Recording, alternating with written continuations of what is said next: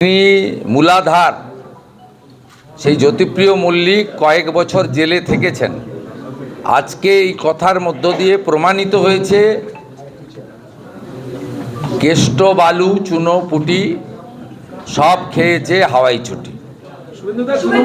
উনি ভাগ পেয়েছেন, তাই কৃতজ্ঞতা স্বীকার করে হাবড়াতে প্রার্থী করে উনার পক্ষে সার্টিফিকেট দিয়েছেন। সুন্দরদা, তৃণমূল অভিযোগ করছে যে সিও মনোজ আগরওয়াল আপনার কেন্দ্র নন্দীগ্রামে বিজেপি নেতাকে সঙ্গে নিয়ে ঘুরেছেন। বিজেপি নেতাকে সঙ্গে নিয়ে সিও মনোজ আগরওয়াল গায়ে বিজেপির পতাকা ছিল। এসব কথার উত্তর দেব না।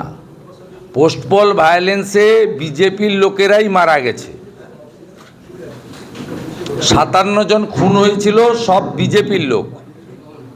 তাই পোস্টপল ভায়োলেন্সের ব্যাপারে ইলেকশন কমিশন, হাইকোর্ট সকলের মনোভাব সিদ্ধান্ত আপনারা জানেন।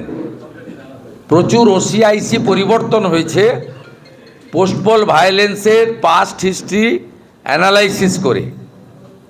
তাই রথিবালা আড়ির বাড়িতেই যান আর দেবব্রত মাইতির বাড়িতেই যান, তাদেরকে হিন্দু বলে খুন করা হয়েছে এবং তারা ভারতীয় জনতা পার্টির সমর্থক বা ভোটার বলেই খুন হয়েছে।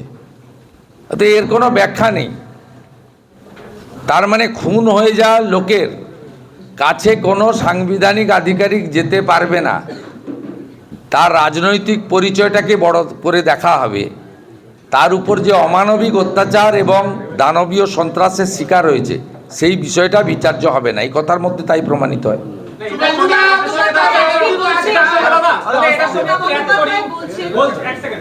বলছি যে নন্দীগ্রামে যেতে পারছেন মনোজ আগরওয়াল, কিন্তু এই যে ট্রাইব্যুনালে হাজার হাজার লোক দাঁড়িয়ে আছে সেখানে একবারও গিয়ে মিট করতে পারছেন না, এই প্রশ্ন তুলছে।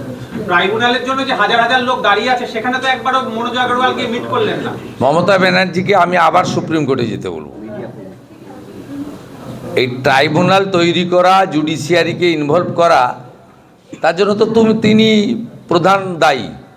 যাদের নাম বাদ গেছে, ভোট দিতে পারবেন না, এদের জন্য প্রধান দায়ী উনি। ইলেকশন কমিশনের কাছে বিচার্য বিষয় থাকলে তারা বিচার করতেন। জুডিশিয়ারির ইনভলভমেন্টটা তো ঘটেছে মমতা বন্দ্যোপাধ্যায়ের হস্তক্ষেপে। অর্থাৎ ট্রাইব্যুনালের কাছে যাওয়া না যাওয়া এটা মনোজ আগরওয়ালের কর্তব্যের মধ্যে পড়ে বলে আমার মনে হয় না। সরাসরি ইলেকশন কমিশন দেখছে না, সুপ্রিম কোর্ট দেখছে। ওনারা সুপ্রিম কোর্টে দুগালে দুটো থাপ্পড় খেয়েছেন। প্রথম থাপ্পড় খেয়েছেন, সুপ্রিম কোর্ট পরিষ্কার বলে দিয়েছে যে আপনারা জুডিশিয়ারি সিস্টেম অফিসারদের বিরুদ্ধে আঙুল তুলবেন না। দ্বিতীয় বলে দিয়েছেন 6 নম্বর form, it's a ongoing process, এটা নিয়েও প্রশ্ন করবেন না। তো স্বাভাবিকভাবে এসব প্রশ্ন করা উচিত ওনাদেরকে সুপ্রিম কোর্টে গিয়ে, মনোজ আগরওয়ালের কাছে নয়। আজকে মমতা বন্দ্যোপাধ্যায় নির্বাচনী সভায় গিয়ে বলছেন যে 90 লক্ষ নাম বাদ দিয়েছে, ভালো কথা, কিন্তু কারোর সাংবিধানিক অধিকার আমরা কেড়ে নিতে দেব না। ভোটের আগেই প্রয়োজন হলে এদের নাম তুলবো, আবার সুপ্রিম কোর্টে যাব বলছেন। আমরা লড়াই চালিয়ে যাব। এই যে নাম বাদ গেছে, এই নাম বাদ যাওয়ার মধ্যে একটা বিরাট অংশের মৃত ভোটার রয়েছে। তাহলে মমতা বন্দ্যোপাধ্যায় চান 24 সাল 21 সালের মতো মৃত ভোটাররা যাতে ভোট দেয়, দ্বিজেন মুখোপাধ্যায় যাতে ভোট দেন। উনি এই কথার মধ্যে দিয়ে তো তাই চান, যারা স্বর্গে গেছেন তারা যেন এসে ভোটদান করেন।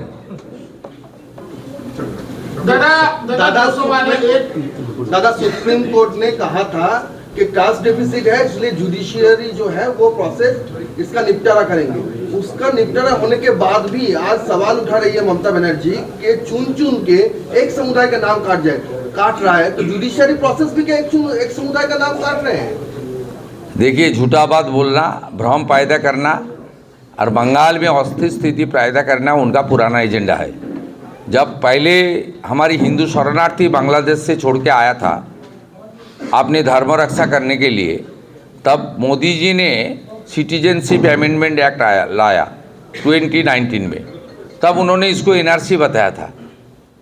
इस तरीके से जब SIR it's a not new process, पहले 8 बार SIR हो चुका है, ये 9th टाइम SIR। इसको भी उन्होंने NRC बोल के एक भ्रम पैदा करने का कोशिश कर रहा है। और बंगाल में चुनाव का पहले लॉ एंड ऑर्डर स्थिति खराब करने का जो सुजापुर से उनकी मंत्री साबिना यास्मीन ने शुरू किया, उसको फिर एक बार एनआरकी लाइक सिचुएशन करने के लिए उन्होंने कोशिश कर रहा है।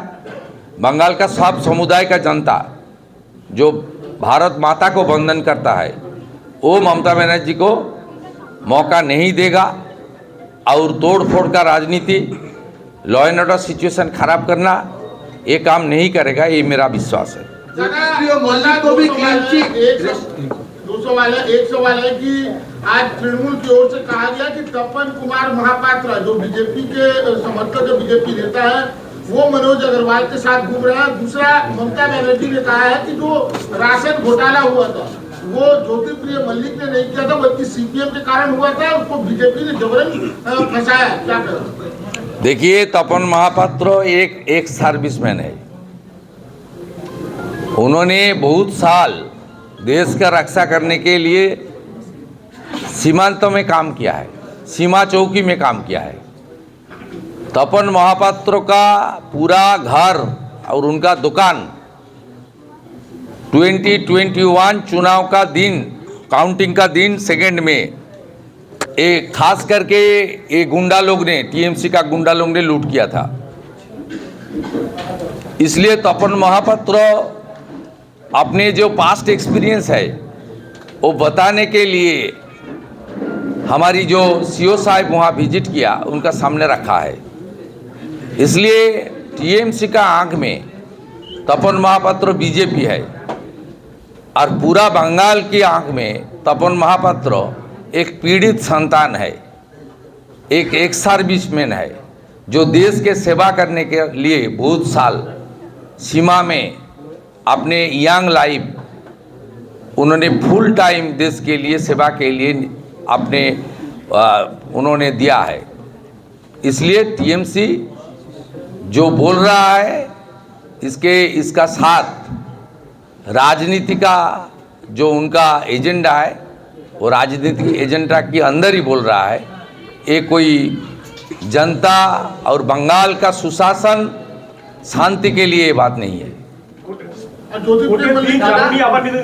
ज्योतिप्रिय मल्लिक को लेकर मैं बता दिया, ज्योतिप्रिय मल्लिक ने जो रेशन स्कैम किया प्रधानमंत्री अन्न सुरक्षा योजना के अंदर फूड कॉरपोरेशन ऑफ इंडिया से, मोदी जी का सरकार, देश की सरकार, NDA सरकार ने अच्छा चावल और व्हीट से लेकर जितना भी रेशन का सामान भेजा है जनता के लिए, 7 करोड़ जनता के लिए बंगाल की, इन्होंने इसका एक बड़ा हिस्सा शाहजहां माकिबुर रहमान का द्वारा बांग्लादेश में भेजने का काम किया गलत तरीके से। उसका बाद बारासात में एक FIR हुआ था, उस FIR को ED ने टेकअप किया। ED टेकअप करने के बाद 10,000 करोड़ का ये रेशन स्कैम सामने आया, बहुत सारा लोग अरेस्ट हुआ। उसके अंदर दीदेन फूड मिनिस्टर उन्होंने भी अरेस्ट हुआ था। उन्होंने थाउजेंड्स ऑफ करोड़ का घोटाला किया। आज ममता बनर्जी जिस तरीके से उनको नॉमिनेशन भी दिया, खुल के उनको सपोर्ट भी कर रहा है, इसमें ये साबित हो रहा है वो जो करप्शन किया फूड स्कैम, इसका बड़ा हिस्सा सीधा कालीघाट में ममता बनर्जी का घर में भेजा। ये आज पूरा एस्टैब्लिश हो गया है।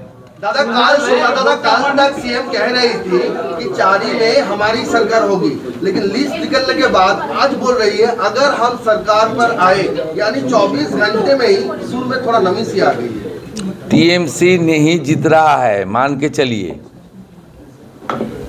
उस दिन चार्जशीट जो डिक्लेरेशन था, माननीय गृह मंत्री ने बता दिया, यहाँ ईप का कोई क्वेश्चन ही नहीं है।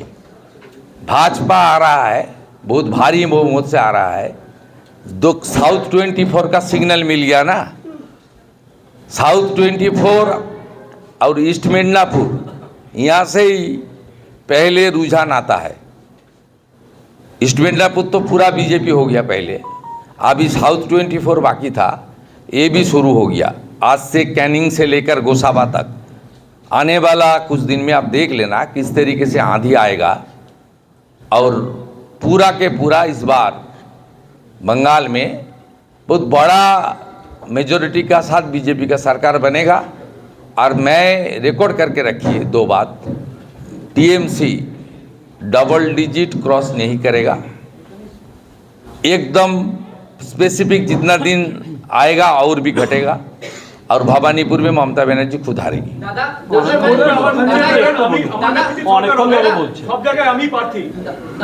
मैं न्यूज हाइट बिहार से हूँ, काफी दिनों से कवर कर रहा हूँ यहाँ पे। कुछ मुसलमानों में भय व्याप्त हो गया इस बात को लेकर कि भाजपा आएगी तो हमें बाहर जाना होगा। क्या उन्होंने कहा कि ममता बनर्जी ने हम लोगों को बताने का काम किया है, तो क्या वही लोग हैं जो SIR के तहत जिनका नाम काटा गया, चाहे घुसपैठ है, बांग्लादेशी है? देखिए, ये साफ मुसलमान का राय नहीं है, सबका नहीं है कुछ।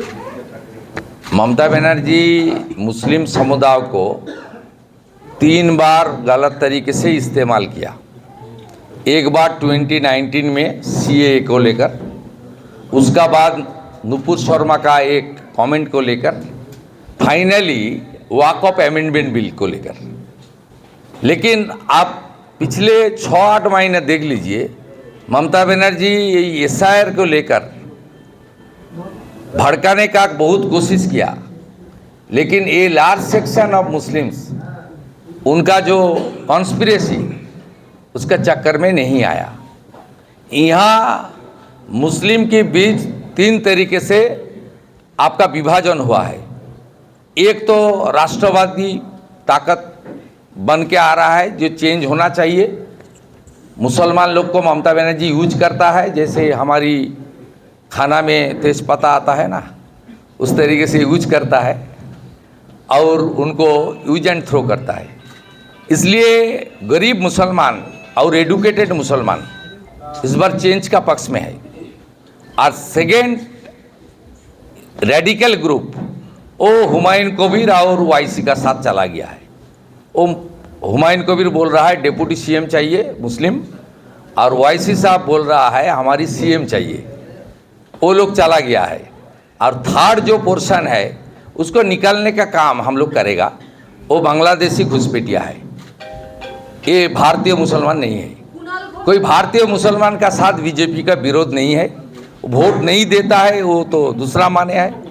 हम लोग, हमारी नेता अमित शाह जी ने बिहार का चुनाव का दौरान पटना में टॉक शो में बताया था, पहले डिटेक्ट, उसका बाद delete, third deport.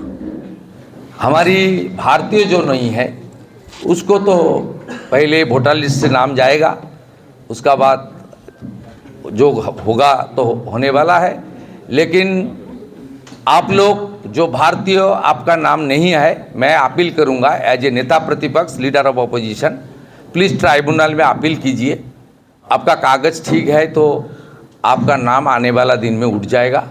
Mamata Banerjee का, सिद्दीकुल्ला चौधरी का चक्कर में मत पड़िए और भड़काने का काम मत कीजिए। आप देख रहा है कश्मीर से जिस तरीके से CRP के कतीला अयोध्या तक आ गया है, और अयोध्या से बंगाल 600 किलोमीटर दूर है, वो गया होते हुए घुस जाएगा। उसका बाद देश की कॉन्स्टिट्यूशन और देश की जो हमारी डेमोक्रेटिक सिस्टम है उसके ऊपर कोई उंगली उठाएगा तो हमारी election commission constitutional body, Baba Saheb Ambedkar ने उनको पूरा पावर दे के गया है, वो कार्रवाई करेगा। और हम लोग जो बीजेपी है ইলেকশন কমিশন को কোঅপারেট করুঙ্গা। শুভেন্দুদা, ভবানীপুরে 70 নম্বর ওয়ার্ডের কাউন্সিলরকে দেখা যাচ্ছে প্রচারে বেরিয়ে তিনি সাপ ধরছেন, প্রচারে বেরিয়ে সাপ ধরছেন, মানে সাপ ধরেছেন, প্রচারে বেরিয়েছিলেন, সাপ পেয়েছেন একটা আবাসনের মধ্যে, তিনি ধরে নিয়েছেন। ভালো আছেন তো? সাপের বিষও ওদের হজম করার ক্ষমতা হয়ে গেছে। মমতাই আজকে আবার নতুন প্রতিশ্রুতি দিয়েছেন যে যুবসাথী যারা তাদেরকে এবার তাদের জীবিকার সন্ধান করা হবে। কবে? আজকে প্রতিশ্রুতি কতদিন পরে? 15 বছর ধরে যিনি চাকরি দেননি, এই গোসাবার বন্ধুরা দাঁড়িয়ে আছেন। গোসাবার 30,000 ছেলে বাইরে রাজ্যে কাজ করে না। আমার নন্দীগ্রামে 1 নম্বর ব্লকে 18,204 জন, 2 নম্বর ব্লকে 12,000, 30,200 জন বাইরের রাজ্যে থাকেন এবং ম্যাক্সিমাম বিজেপি রুল স্টেটে। এর মধ্যে একটা বড় অংশের মুসলিম ছেলে আছে। দেখুন, গুজরাটে 3,300 মুসলিম ছেলে নন্দীগ্রামের কাজ করে, 3,000 মুসলিম ছেলে কাজ করে মহারাষ্ট্রে, 600 জন মুসলিম ছেলে কাজ করে উড়িষ্যা। সব বিজেপি রুল স্টেটে। বিজেপি রুল স্টেটে গেলে কাজ পাওয়া যায়, কামাই হয়, সেই টাকা বাড়িতে পাঠায় এবং এখানে এসে পাকা বাড়ি তৈরি করে। উনি চাকরি নামক শব্দটি পশ্চিমবাংলার সরকারি ব্যবস্থা থেকে তুলে দিয়েছেন, তাই উনার টুপি এবারে কেউ পরবে না।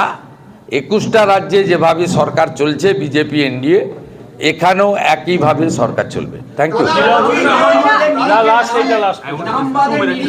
নামবাদের নিরিখে তৃতীয় স্থানে পশ্চিমবঙ্গ, কিন্তু হইচই মানে প্রথম স্থানে উত্তরপ্রদেশ, তারপরে তামিলনাড়ু, কিন্তু হইচইয়ের নিরিখে এ রাজ্যেই তো সবচেয়ে বেশি হইচই হচ্ছে। কি বলবো?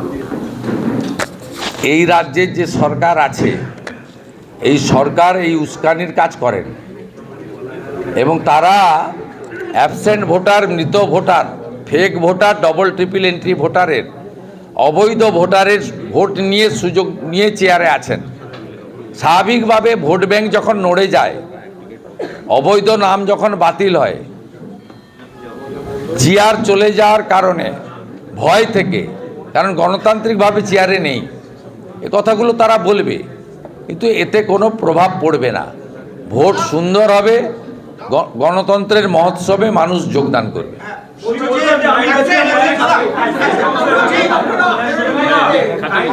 মালদার মোথাবাড়িতে যে ঘটনা ঘটে গেছে, তারপরে মুখ্যমন্ত্রী মমতা বন্দ্যোপাধ্যায় বা তৃণমূল কংগ্রেস নেত্রী মমতা বন্দ্যোপাধ্যায় এখনো পর্যন্ত যে কটা জায়গায় সভা করছেন, সেখানে এখনো তিনি উস্কানিমূলক কথাবার্তা বলছেন, যার মানে দাঁড়ায় যে ওটা একটা ট্রেলার। এই ধরনের ঘটনা আরো ঘটতে পারে। মালদা মোথাবাড়ির ঘটনার পরে উনি মৃতদেহ চাইছেন, রাজ্যে এবারে উনি শীতলকুচির মতো মৃতদেহ চাইছেন। আমি জনগণকে সতর্ক থাকতে বলবো, আর কেন্দ্রীয় বাহিনীকে বলবো ফাঁদে পা না দিতে। উনি শীতলকুচির মতো কয়েকটা মৃতদেহ চাইছেন, কারণ এবারে গরিব এবং শিক্ষিত মুসলমানের ভোট উনি পাবেন না। সবচেয়ে খারাপ রেজাল্ট হবে উত্তর দিনাজপুর, মালদা, মুর্শিদাবাদে, এবং আরও খারাপ রেজাল্ট হবে দক্ষিণ 24 পরগনায়। আপনি দেখে নেবেন। আর না বলে